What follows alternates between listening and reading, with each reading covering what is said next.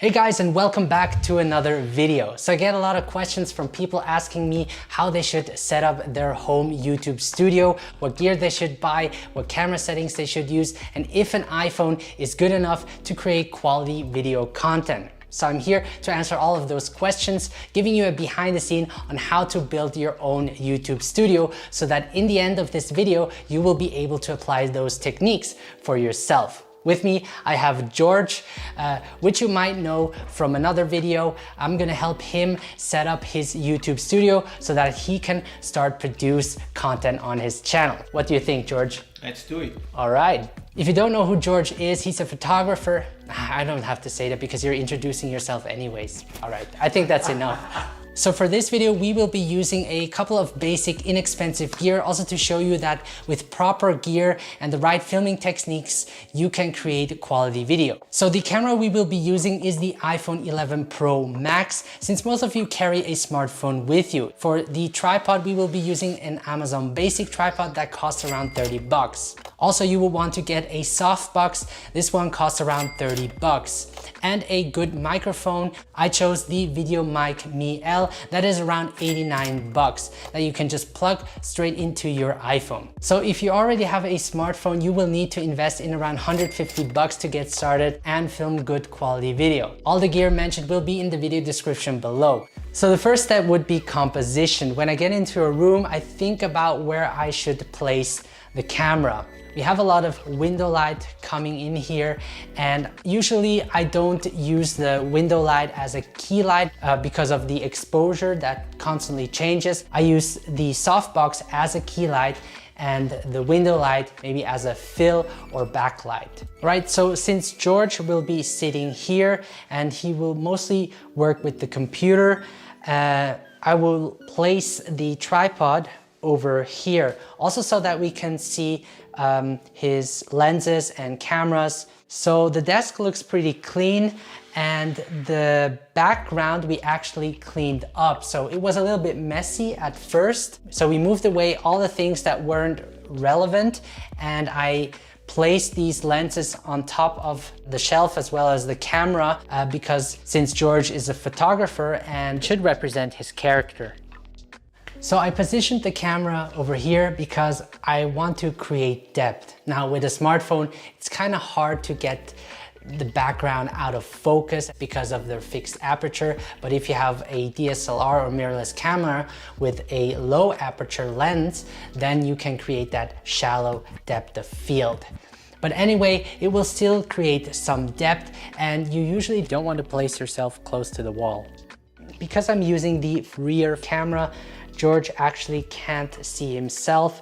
So what you want to do is either use the front-facing camera, or you could download an app called Filmic Remote, where you can actually monitor yourself wirelessly. So I'm going to show you how that looks like.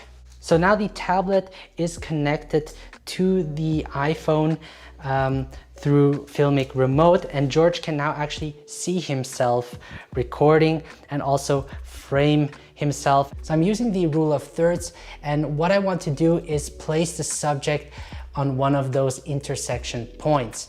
And I decided to place him on the upper left point since he's looking at the screen. I also want to avoid dead space in between his head and the top, and that looks already really good.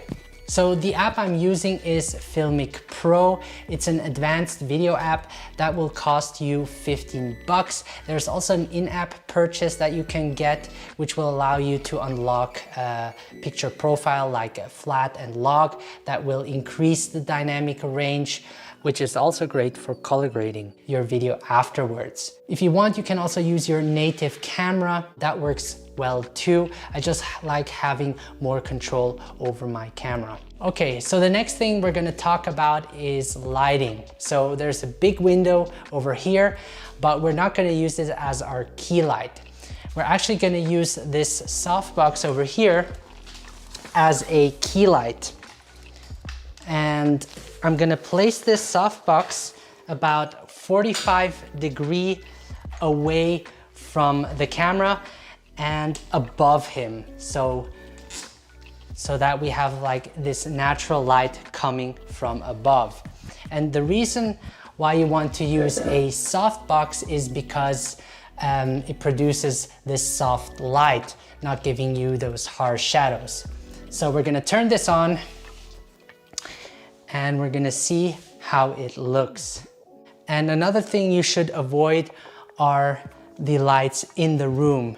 You wanna make sure that you turn your room light off because you don't wanna mix different temperatures.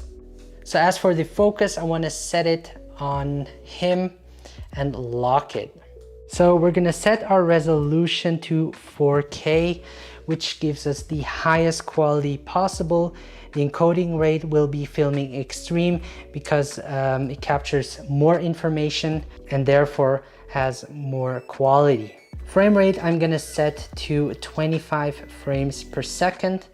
And as for the ISO, I'm gonna set this as low as possible.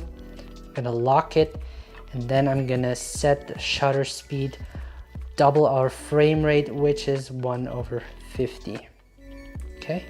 So the next thing you want to do is change your white balance. And you don't want to set it to auto, you want to lock it because otherwise you will get these color shifts all the time. You can use the presets below, and I'm gonna use the sun preset. I'm also gonna record in log V2. Like I said before, log allows me to color grade my footage afterwards. Audio is half the viewing experience, so you want to make sure you invest in good audio. And this is the Rode VideoMic Me L that you can just plug into your phone. And you want to keep your audio between -6 and -12 decibel, otherwise the audio will peak and distort. With Filmic Pro, you have your audio levels and you can see if the audio is peaking. So the last step is presenting. You want to be expressive in front of the camera. You also want to have your eyes on the camera and not somewhere else because you want to connect with the audience.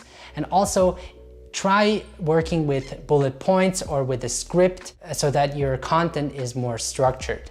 And especially for those that, you know, struggle speaking in front of the camera, I highly recommend you get some kind of teleprompter that you can just read off. We're gonna do our first test. George is gonna introduce himself in the video and let's see how that will look like. Hey guys, my name is George. I'm a photographer living in Zurich. I'm very excited to tell you that I'm starting my YouTube channel, which will be all about photography.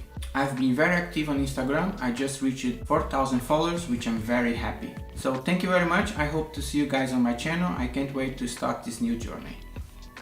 All right guys, so that was it. I think George did a great job for his first video.